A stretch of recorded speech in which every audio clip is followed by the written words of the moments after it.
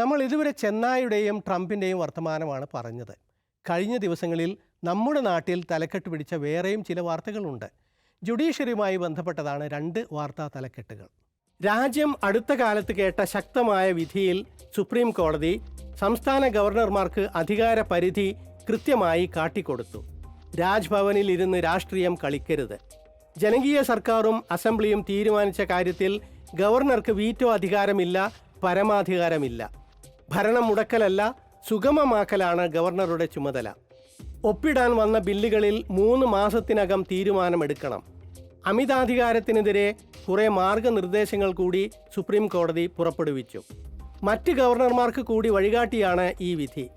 ഇതിൻ്റെ നേട്ടം കേരളം, പശ്ചിമ ബംഗാൾ പോലുള്ള BJP ഇതരർ ഭരിക്കുന്ന പല സംസ്ഥാനങ്ങൾക്കും ലഭിക്കും. മാധ്യമങ്ങളും നിയമവിദഗ്ധരും ഈ വിധി സ്വാഗതം ചെയ്തു.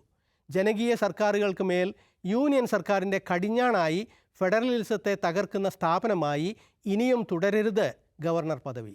ഗവർണർമാർക്ക് പെരുമാറ്റച്ചട്ടം വേണമെന്ന് നിരീക്ഷകർ. അതിരില്ലാത്ത അധികാരം ഗവർണർക്കില്ല. അടുത്ത കാലത്ത് തമിഴ്നാട് ഗവർണർ RN രവി മാധ്യമങ്ങളുടെയും ജുഡീഷ്യറിയുടെയും വിമർശനം വേറെയും വിളിച്ചു വരുത്തിയിരുന്നു. ഇനിയെങ്കിലും രവി പഠിക്കുമോ എന്നതാണ് ചോദ്യം. ഇതിനു മുൻപും സുപ്രീം കോടതി അദ്ദേഹത്തെ കടുത്ത ഭാഷയിൽ വിമർശിച്ചിട്ടുണ്ടല്ലോ. മുമ്പത്തെ ലാവണമായ നാഗാലാൻഡ് ഗവർണർ പദവിയിൽ നിന്ന് തമിഴ്നാട്ടിലേക്ക് പോകുമ്പോൾ നാഗാലാൻഡ് പത്രങ്ങളുടെ ബഹിഷ്കരണം ഏറ്റുവാങ്ങിയ രവി തമിഴ്നാട്ടിലും അതേ കളി തുടരുന്നു. തമിഴ്നാടിന് പ്രത്യേകിച്ചും കോടതി വിധി വലിയ ആശ്വാസമാണ്. രാജാവാകാൻ ശ്രമിച്ചവർക്ക് ഇരിപ്പിടം കാട്ടിക്കൊടുക്കുന്ന വിധി. കേരളത്തിലെ മുൻ ഗവർണർ ആരിഫ് മുഹമ്മദ് ഖാൻ, പശ്ചിമ ബംഗാളിലെ ആനന്ദ ബോസ് ഒക്കെ ഈ വിധി നന്നായി പഠിക്കട്ടെ. വിവരവും വിവേകവുമാണ് ഗവർണർക്ക് വേണ്ടത്. രണ്ടുമില്ലാത്ത രാഷ്ട്രീയക്കാരാണ് പല രാജ്ഭവനുകളിലും. ഗവർണർമാർക്ക് അവരുടെ സ്ഥാനം കാട്ടിക്കൊടുത്ത ജുഡീഷ്യറി അതിൻ്റെ തലേന്ന് ഉത്തർപ്രദേശ് സർക്കാരിനെയും രൂക്ഷമായി വിമർശിച്ചു. UPയിൽ നിയമവാഴ്ച തകർന്നു എന്നാണ് സുപ്രീം കോടതി പറഞ്ഞത്. മുമ്പൊക്കെ ഇത്തരമൊരു വിധി കോടതി പറഞ്ഞാൽ ആ സർക്കാർ രാജിവെക്കുമായിരുന്നു. ഇക്കുറി പക്ഷേ അത് വലിയ വാർത്തയായി മാധ്യമങ്ങൾക്ക് പോലും തോന്നിയ മട്ടില്ല. കോടതി നിർദ്ദേശങ്ങൾ പരസ്യമായി ലംഘിച്ചതിനെപ്പറ്റി വിധിയിൽ പറഞ്ഞതുപോലും ഗൗരവ ചർച്ചയ്ക്ക് വിഷയമായില്ല എന്നത് മാധ്യമങ്ങളുടെ കൂടി വീഴ്ചയാണ്. ന്യൂനപക്ഷങ്ങളിൽ ആശങ്കയുണർത്തിക്കൊണ്ട് പാസാക്കിയ വഖഫ് ഭേദഗതി അന്തിമമായി നീതിയോ ന്യായമോ അല്ല, വംശീയത കലർന്ന സ്വത്ത് കൊള്ളയാണ്.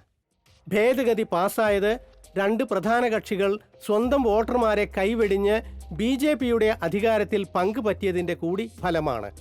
ഇരയുടെ ക്ഷേമത്തിനു വേണ്ടിയാണത്രേ പുറകിൽ നിന്നുള്ള കുത്ത്. ഏതായാലും ദ ഇക്കോണമിസ്റ്റ് മാസിക വഖഫ് ഭേദഗതിയുടെ പിന്നിലെ രാഷ്ട്രീയത്തെപ്പറ്റി ലേഖനം പ്രസിദ്ധപ്പെടുത്തിയിട്ടുണ്ട്.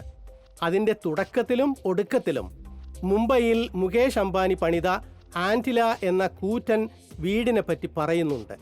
അത് വഖഫ് ഭൂമിയിലാണ് പണിതത് എന്നും.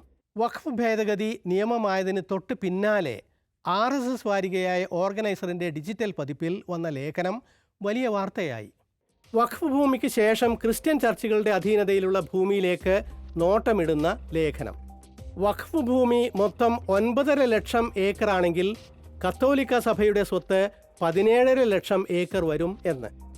ലേഖനവും അതിനു പിന്നിലെ വിചാരങ്ങളും ചർച്ചയായതോടെ പെട്ടെന്ന് ആ ലേഖനം വെബ്സൈറ്റിൽ നിന്ന് അപ്രത്യക്ഷമാകുന്നതാണ് കണ്ടത്. അത് പിൻവലിച്ചതിന് ഒരു വിശദീകരണവും ഇല്ലതാനും. വഖഫ് ഭേദഗതി നിയമം കോടതിയിൽ ചോദ്യം ചെയ്യപ്പെട്ടിരിക്കുന്നു. രാജ്യത്തിൻ്റെ ഗതി നിർണ്ണയിക്കാൻ പോകുന്ന മറ്റൊരു കേസാകും ഇത്. ഈ ലക്കം മീഡിയ സ്കാൻ തീരുന്നു. വിശേഷങ്ങളും ദൃശ്യങ്ങളും media1@media1tv.in എന്ന വിലാസത്തിൽ അയക്കാം. പഴയ ലക്കങ്ങൾക്ക് Media1 വെബ്സൈറ്റ് സന്ദർശിക്കുക. mediaone.com/programs/mediascan എന്നതാണ് വിലാസം. youtube.com/mediascan media1 news എന്ന വിലാസത്തിലും ലഭ്യമാണ്.